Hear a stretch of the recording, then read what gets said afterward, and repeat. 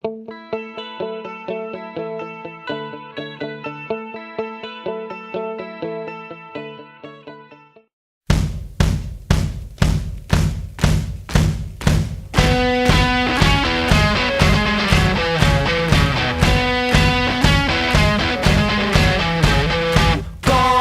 from New York City, where you gonna go with a head that empty? Gone from New York City, where you gonna go with a heart that gone? Down to Mexico City, got myself a lady, she know how to treat me. Down to Mexico City, got myself a lady to lay me down, lay me down. All my friends want you to know, I'm gonna miss you when I go, but I'll see you down the road. Meet me at the station, way down low, way down low.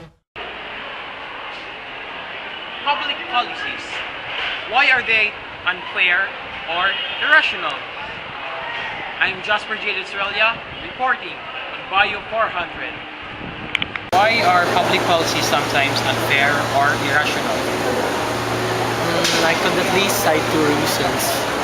First, it's because the government is quite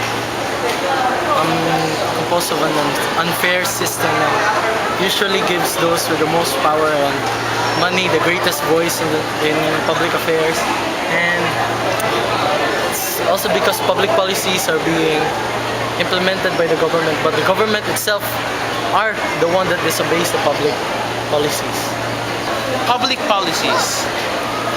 Why they are unfair or irrational? Number one, system usually gives those with the most power and money the greatest voice in the public affairs. And number two, why they are irrational? Because public policies are being implemented by the government, but the government itself are the one that disobeys the public policies.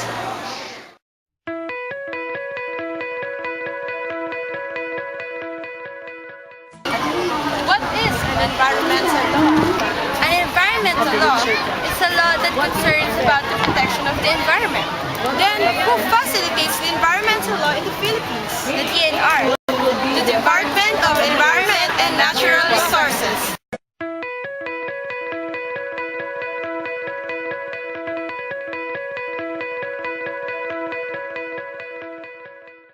Then, what are the environmental laws under the mandate of DENR?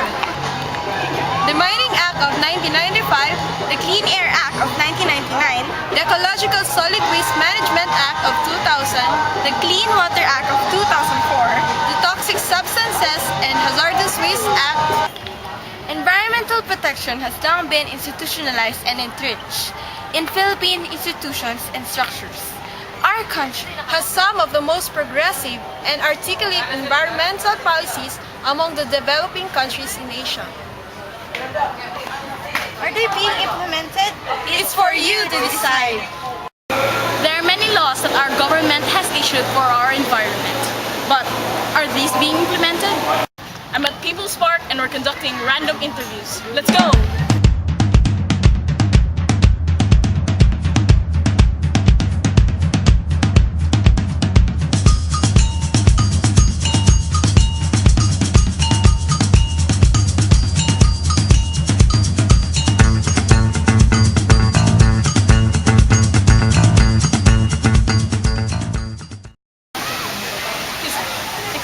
Can we conduct an interview?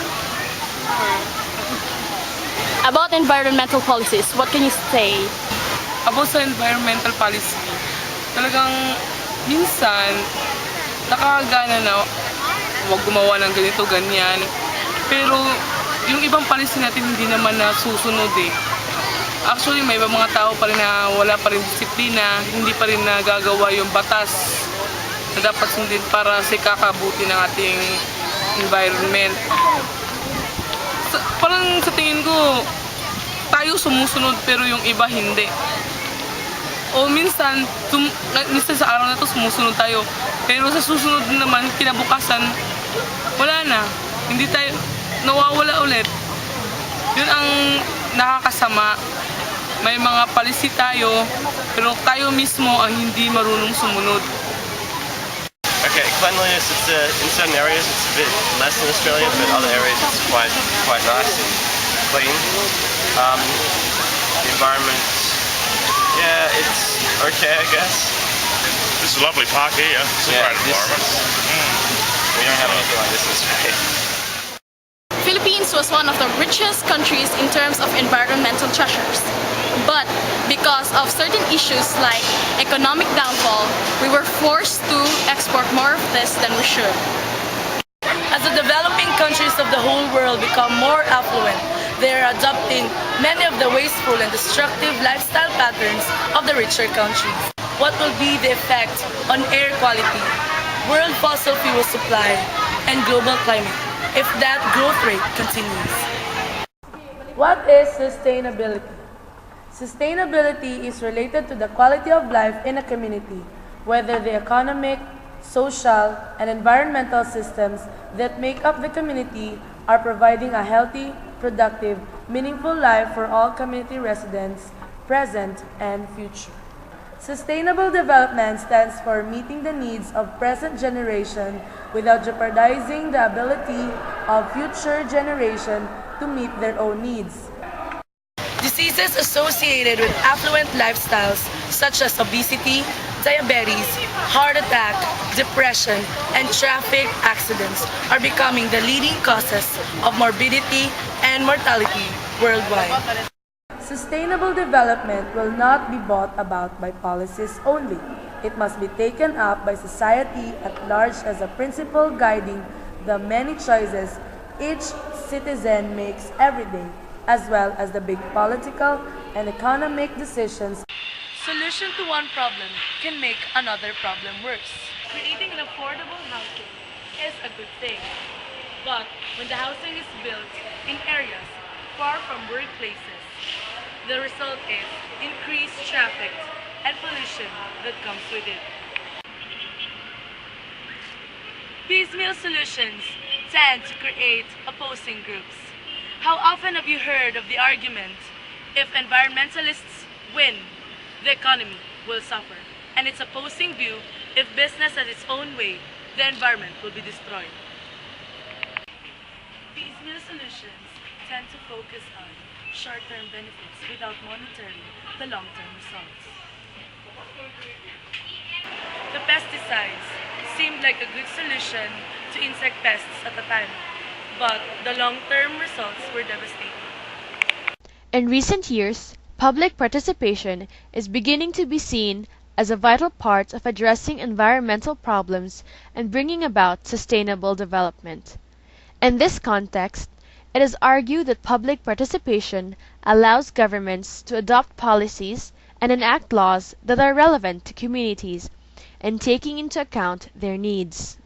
Actions to improve conditions in a sustainable community takes this connection into account. Understanding the three parts and their links is the key to understand sustainability, because sustainability is more than just a quality to life. It is about understanding the connections between and the achieving balance among the social, economic, and environmental pieces in a community. There are many lost in a government, but now they are found. Hi, Ali! Kilian, How sweet. It's for you to decide. Guess we're all in trouble, huh? Black clouds are upon us. It's doomsday on the other side of town. Hi!